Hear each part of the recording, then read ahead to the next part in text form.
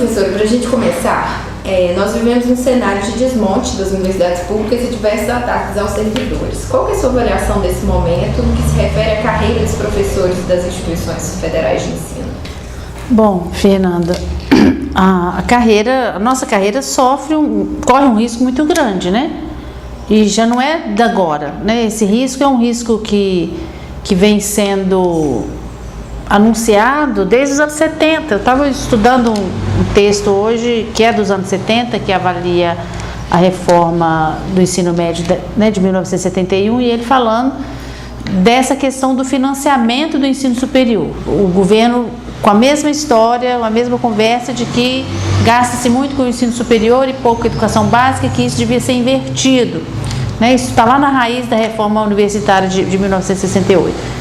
Essa situação, ela ainda não está resolvida socialmente, né? Ainda há essa conversa, esse discurso, que é uma proposta, né, atualmente de vários candidatos, de que o ensino superior não seja financiado pelo Estado, né, seja colocado nas mãos da iniciativa privada, e para que haja recurso, teoricamente, em tese, para a educação básica. Essa possibilidade ou essa proposta de se não investir mais, né, o setor público, né, o Estado não investir mais em educação, no ensino superior, coloca em risco a carreira docente.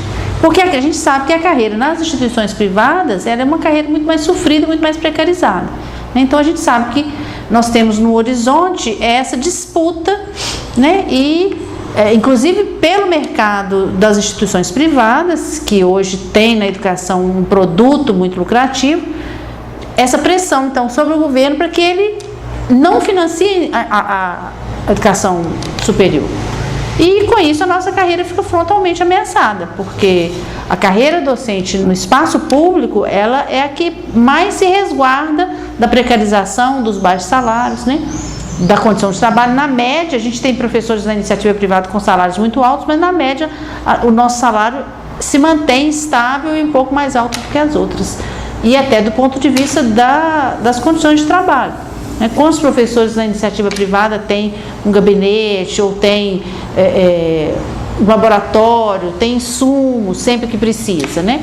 Então, é uma ameaça, sim, nós estamos convivendo com isso aí, vamos conviver, eu imagino, nos próximos dias mais.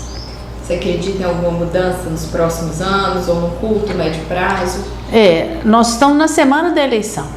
A mudança vai vir com a eleição, a depender de quem assumir o posto mais alto do executivo e, principalmente, na minha opinião, do tipo de congresso que a gente tiver.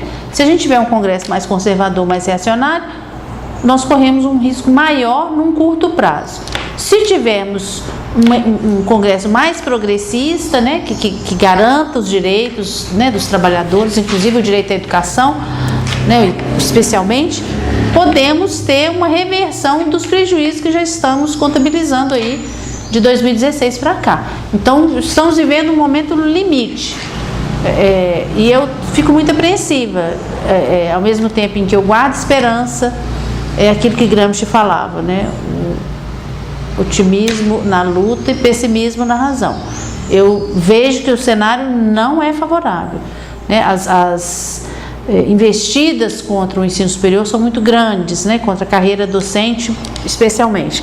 E há recomendações do Banco Mundial desde os anos 90, para citar, né, do período da LDB para cá, de que o ensino superior seja exclusivamente privado. E nós temos conseguido, a duras penas, com muita luta, com muito embate, manter o ensino superior público, ainda que seja uma parcela pequena da população que tem acesso, né? O nosso ensino superior, ele é ofertado majoritariamente pela rede privada, né? Eu atuo nos cursos de licenciatura, nesse caso, então, é pior ainda, porque as licenciaturas não são o objetivo principal dessas pessoas que fazem essas agendas para a educação, né? E, então, são os cursos que eles mais dizem que pode ficar à distância, né? Que pode ser privado, que não tem problema, que pode ser noturno, que não precisa ser integral, né? Exatamente para precarizar mesmo a formação do professor.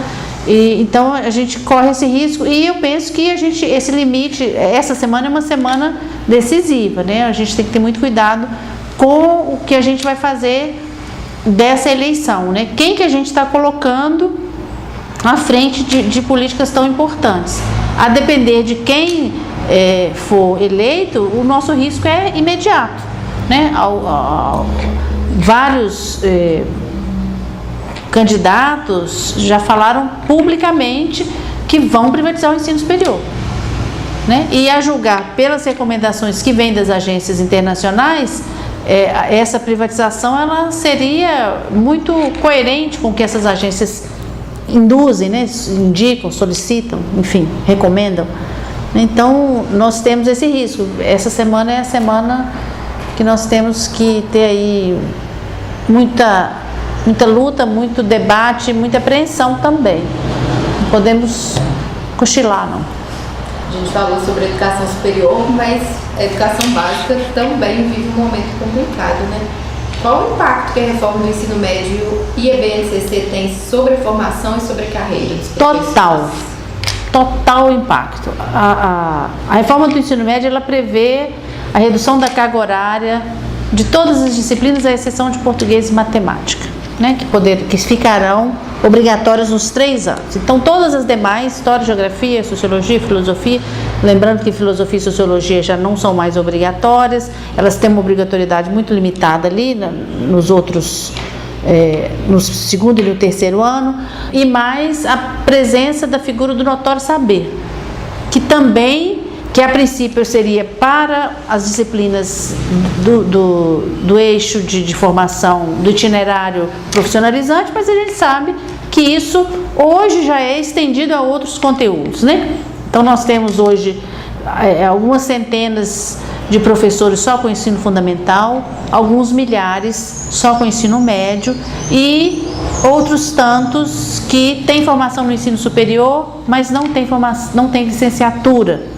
Então, são engenheiros, dentistas, advogados que lecionam, mas não têm licenciatura. Mas nós temos, reiterando, professores que nem ensino médio têm, espalhados pelo Brasil, inclusive em Minas Gerais, né? Ou que têm apenas o ensino médio. E o notório saber, ele é aquela possibilidade de alguém que tem uma técnica aprimorada em alguma área e que vai lá ensinar isso. Quando a gente faz isso, admite isso, nós estamos admitindo que a docência ela é algo que não carece de formação. Então eu estou dizendo que eu não preciso formar professor, né? Então a reforma do ensino médio traz um risco enorme, além do risco já imediato de corte de postos de trabalho quando a gente reduz, né, a vários itinerários, sendo que alguns podem nem ser ofertados. Então são muitos riscos. A BNCC, por sua vez, traz outras complicações, porque ela vai vincular a formação docente ao perfil de conteúdo que a base indica. Esse perfil de conteúdo, ele altera completamente a formação que a gente tem hoje. Então teria que haver de imediato uma mudança na formação dos professores. Mas o risco que eu vejo maior não é só a base, porque a base ela não surge do nada. A base ela vem de um bojo de medidas, de um conjunto de medidas que são, em última instância, orientadas pelo Banco Mundial e pelo FMI. Quando a gente pega os documentos, né, como eu já havia dito, de 1990 para cá, a gente encontra em vários documentos do Banco Mundial, tanto naqueles que são exclusivamente para o Brasil, quanto aqueles que são para a América Latina e o Caribe. E esses documentos dizem formação de professores à distância e ensino superior privado. Essas duas recomendações elas andam par e passo.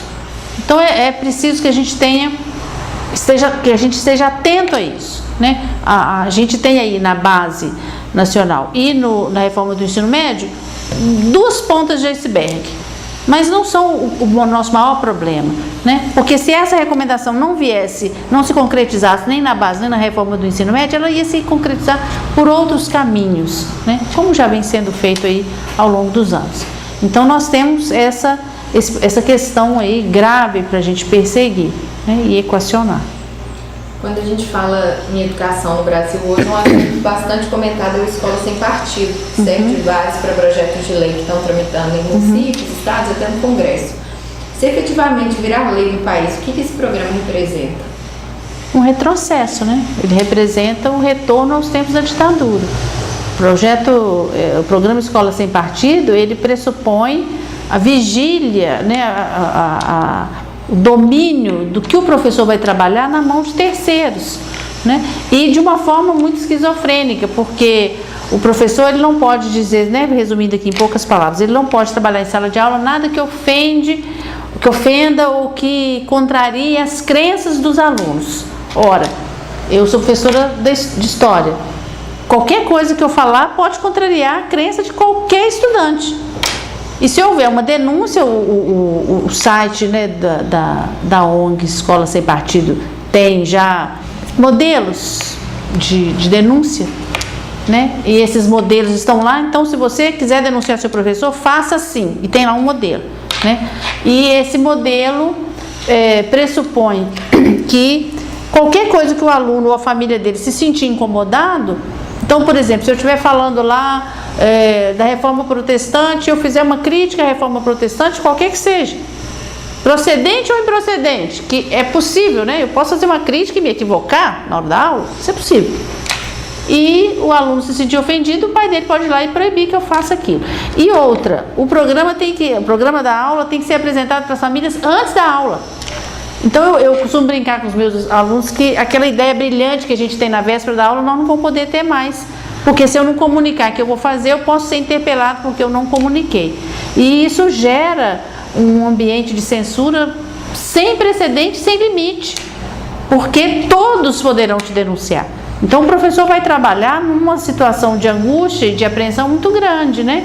E esse projeto ele tem tomado uma proporção que, ainda que ele não seja efetivado, ele já criou um consenso entre a população de que o professor vai falar alguma coisa errada. Então os professores estão lá para fazer a cabeça dos alunos. E isso está tomando um corpo insustentável, né? Que fere, né, de imediato a pluralidade, a liberdade de expressão do professor e de outros alunos, porque pode um aluno no meio da sala levantar e fazer um comentário e o professor, caso a lei seja promulgada, né, tramite e tenha sucesso nisso aí, o professor não vai poder nem argumentar o que o outro estudante está falando. Então é um estado de coisas tão absurdo que a gente não consegue vislumbrar o alcance dessa barbaridade, né? E não é pequeno, não, é uma situação muito grave. Nós estamos dando pouca atenção para um problema que no meu entendimento, é muito grave.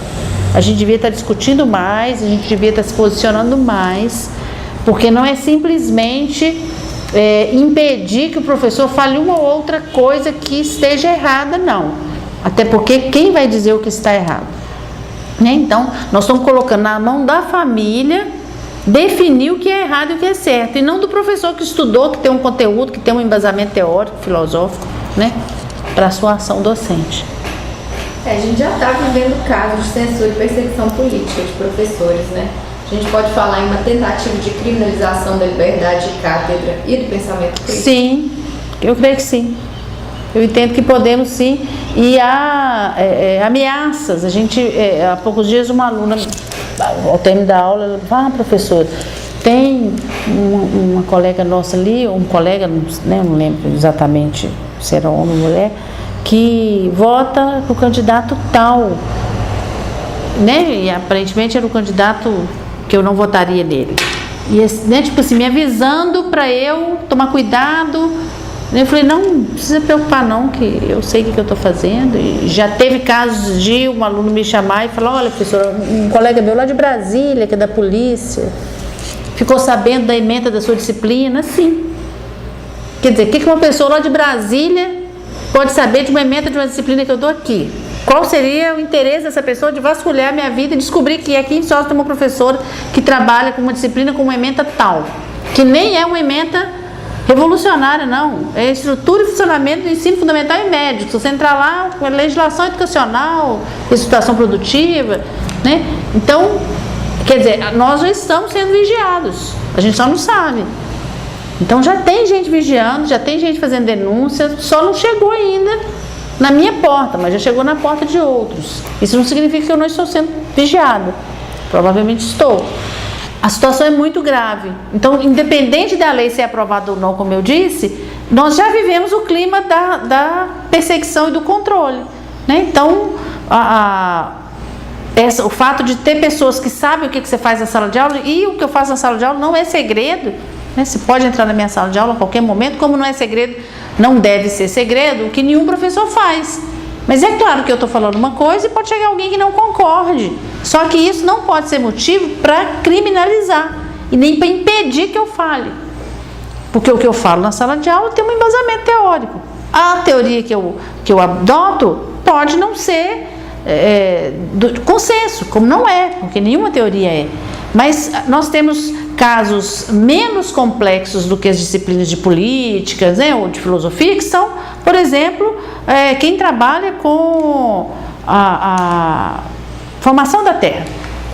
Então você vai falar de formação da Terra e vai dizer que a Terra foi formada há alguns bilhões de anos e tal. Se o pai achar que aquilo ali é uma bobagem, ele pode denunciar o professor. Como? Entende? Então, o pai, a disciplina que vai tratar lá de transfusão de sangue, que é importante para uma tal ou qual doença ou tratamento e tal. Se o pai achar que aquilo ali não pode ser ensinado, ele pode culpabilizar o professor. Então, a coisa fugiu até do campo ideológico. Não deveria existir em campo nenhum, mas agora ela passa por todos os campos, né? E como que nós vamos tratar isso, né? E dar